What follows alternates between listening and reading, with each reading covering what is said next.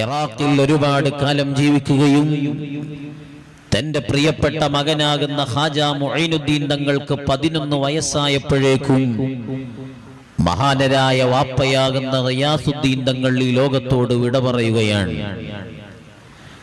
മഹാനവർകൾ വിട പറയുമ്പോഴേക്കും തന്റെ ജീവിതത്തിന്റെ സമ്പാദിച്ച സമ്പത്തുകളെല്ലാം അല്ലാഹുവിന്റെ മാർഗത്തിൽ ചെലവഴിച്ചിരുന്നു. തന്റെ കുടുംബത്തിനു ജീവിക്കാൻ ആവശ്യമായ ചെറിയ ഒരു തോട്ടം മഹാനവർകൾ ബാക്കി വെക്കുകയും ചെയ്തു.